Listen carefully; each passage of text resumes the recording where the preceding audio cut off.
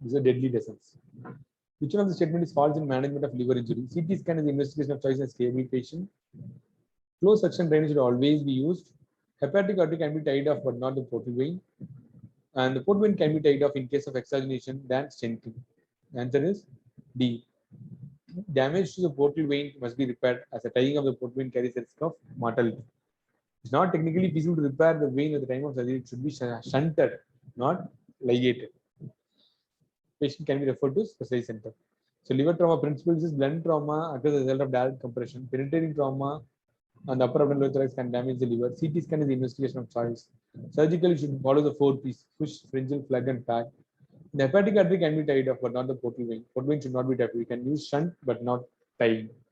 Closed suction drain should always be used.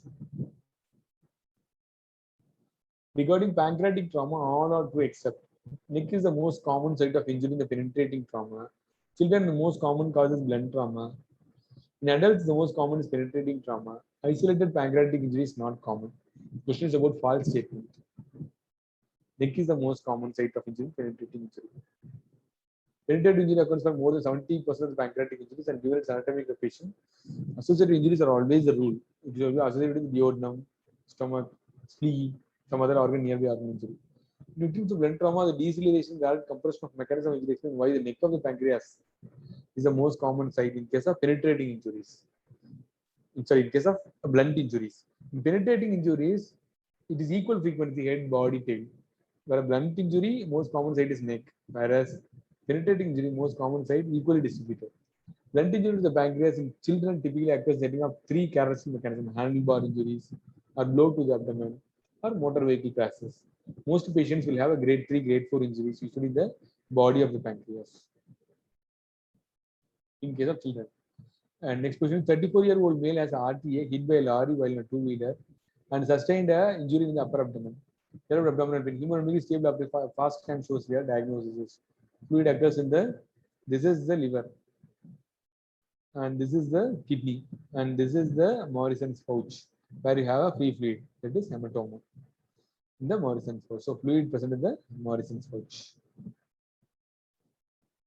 The CRASH 2 trial is studied for role of endovascular balloon occlusion of aorta Reboye in early recession trauma, role of tranexamic acid elevation trauma, role of cryoprecipitate elevation trauma, role of massive protocol recession trauma. The CRASH 2 trial is mainly for tranexamic acid. Resistive endovascular balloon occlusion aorta Reboye is commonly used in setting of ruptured abdominal aortic aneurysm. Patients over the bleeding to allow enough time for adequate repair to be performed. Reboye is now being used in trauma cases as well, not only in aneurysm. To occlude the aorta in a trauma being setting of advanced shock and imminent cardiac arrest. By essentially cross-clapping the aorta, it shunts the blood to the heart and brain while spraying the blood from other organs, shunting the blood from other organs. The latest addition of the area of damage caused to principles and realization of trauma is tranexamic acid. They inhibit fibrinolysis and has been found to decrease the blood loss and elective surgery. The CRASH 2 trial randomized 20,000 injury patient early admission of tranexamic acid within 8 hours of placebo. It demonstrated that decrease in all-cause mortality from 16 to 14. There have been some concern about the increased risk of thromboembolic events secondary to anticoagulation, although tranexamic acid has been a part of within the any pre-hospital system, especially at the trauma center. At the trauma site, if you inject tranexamic acid, the all-cause mortality is reduced to from 16 to 14. Next question is: 40-year-old gentleman sustained blunt trauma abdomen following RTA, developed abdominal pain distension.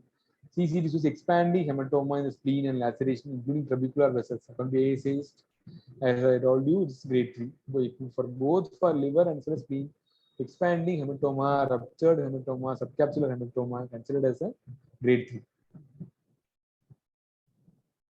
All are true about the principles of perihepatic packing for liver trauma, except packing should be done to compress the liver in superior to inferior direction. Packing is ideal for lesser venous injuries, not for arterial injuries. Packing should be done once excess bleeding and coagulopathy develops. Temporary abdominal must be done to avoid intention. Secondary abdominal support. Packing should be done before bleeding and coagulopathy develops. Answer is C. These are the principles of hepatic packing. Control the artery surgically with angioembolization. Packing is ideal for lesser venous bleeding, not for artery. Artery bleeding always be controlled with surgically, either ligation or angioembolization. Packing before excess bleeding and coagulopathy develops should be done very early. Beware the patient with acute traumatic coagulopathy. Pack should be done in a superior to inferior plane. Anterior posterior packing to compress the IVC and reduce the blood flow to the heart. And before packing, you should always count the sponges so that we facilitate later on how many pads kept inside. Consider use of non-adherent material over the liver because always removing will cause capsular tear. Temporary abdominal closure should be done to avoid tension and secondary compartments. Left medial vessel mobilization is Mantex, Coccus, Catalbrush, extended cocker maneuver. It is Mantex maneuver. Hematoma of the infrarenal vasculature, the right renal hilum are exposed by right medial vessel rotation, also known as the Catalbrush maneuver. Wide cocker maneuver is performed to expose the dual congestion as well as mesenteric vessels. Due to suprarenal blood vessels, left renal hilum by left side renal Mantex maneuver. Suprarenal is by and left hilum is Mantex. Infrarenal right vessels, right is Catalbrush maneuver. Coccus maneuver is avoid to perform the duodenal-pancreatic junction as well as the mesenteric vessels. Which one of the false statement?